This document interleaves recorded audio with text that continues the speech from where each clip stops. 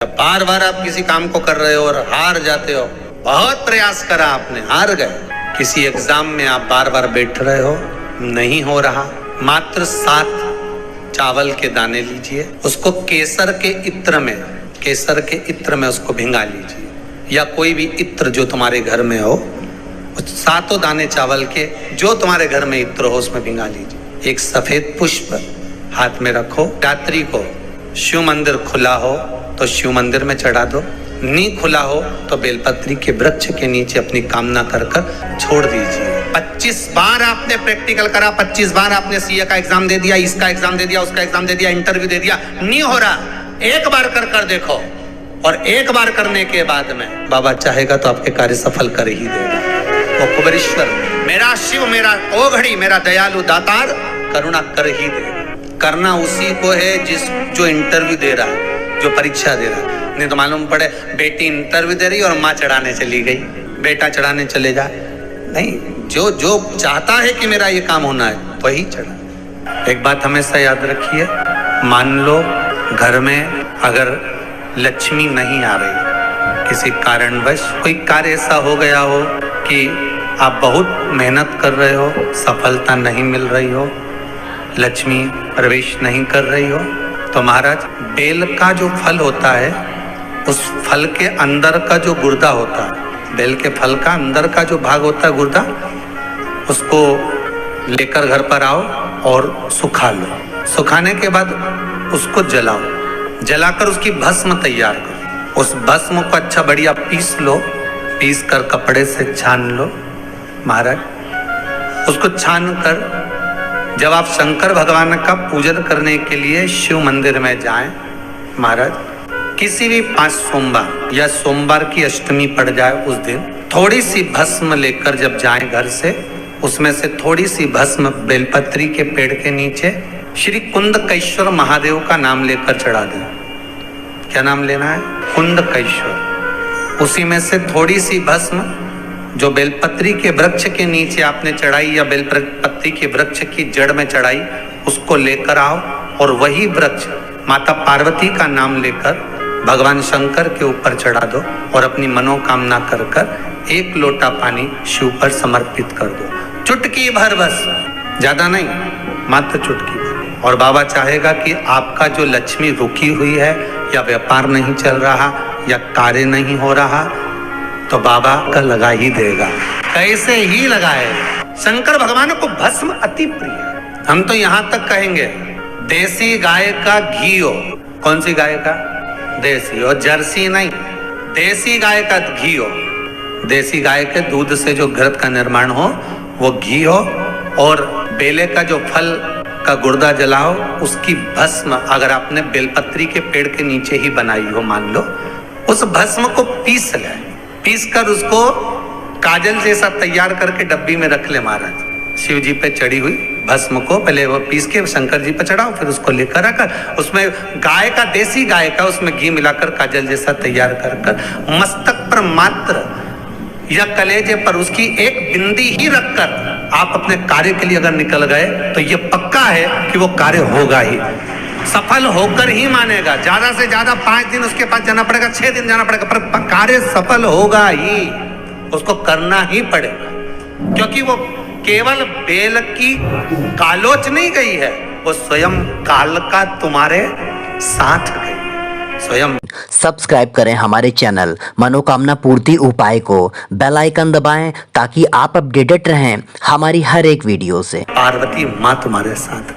पहले इससे प्रथम वाली कथा में कहा था, जब विशेष कोई कार्य होता है तो बीच वाली बेलपत्र पर शहद लगाकर बाबा पर उसको लगाकर जाया जाता है। जिसके घर में क्लेश ज्यादा होता, महाराज बहुत क्लेश, मतलब कुछ ना कुछ बात पर झगड़ा चल ही रहा हो, क्लेश हो ही रहा, बहुत तकलीफ चल रही, कभी बहू रूठे, कभी सास रूठे, कभी पति रूठे, कभी पत्नी रूठे, जरा सी बात में एक पानी गिर गया उस पर विवाद, बच्चों को कुछ कह दिया उस पर विवाद। तो ये जो बेलपत्री की ये जो भाग होता है, इस बेलपत्री का जो डंडी का जो भाग होता है, इस भाग को, बेलपत्री की इस भाग को महाराज ऐसी कैसी बेलपत्र, बस ये भाग को बेलपत्री के वृक्ष के नीचे शहद लगाकर इस पत्ती पर ऐसे ही बेलपत्री की जड़ में उस भाग को लगाकर या रख के आ जाइए। केवल एक ही बार करना, तुम्हारे घर में कभी क्लेश नहीं हो सकता, ये पक्का है, झगड़ा होगा ही नहीं। हाँ, वो जानबूझ के झगड़ लो तो बात दूसरी है। किसी और वाला महाराज की बात झूठी करना है तो अपन तो झगड़ो, होते हैं विरोध में खड़े होने वाले, तो उनका मन, इनने किया अपन को नहीं करना चाहिए। शिव महापुराण की कथा कहती है, एक बहुत सुंदर संवाद अपने जीवन में उतार कर रखिएगा। महाराज, मान लो अगर बच्चे कोई एग्जाम में बैठ रहे हैं या कंपटीशन एग्जाम है या नौकरी के लिए अप्लाई कर रहे हो, 4-6 महीने से बैठे हो, 8 महीने से बैठे हो, सर्विस नहीं है, नौकरी नहीं है, तो एक छोटा सा उपाय अवश्य करिएगा शिव महापुराण का। महाराज, बेलपत्री के पेड़ के नीचे विराजमान होकर, बेलपत्री के पेड़ के नीचे जिसको नौकरी के लिए या एग्जाम में बैठ रहा है वो जल चढ़ाए, बेलपत्री के पेड़ के नीचे थोड़ा सा दूध चढ़ाए, फिर जल चढ़ाए और अपने राइट भाग में घी का दिया और अपने लेफ्ट भाग में तेल का दिया प्रदोष काल में एक बार लगा दे। उसके बाद में अपनी कामना कर कर बेलपत्री के पेड़ के नीचे धोख लगाकर प्रणाम कर कर आ जाए और चले जाए इंटरव्यू के लिए, बाबा उत्तीर्ण करा ही देगा। और प्रदोष काल में ही करे, इसका ध्यान रखे महाराज। अगर तेरे घर में लक्ष्मी नहीं आ रही हो तो कमल गट्टे को पानी में डाल शिव जी को चढ़ा करा।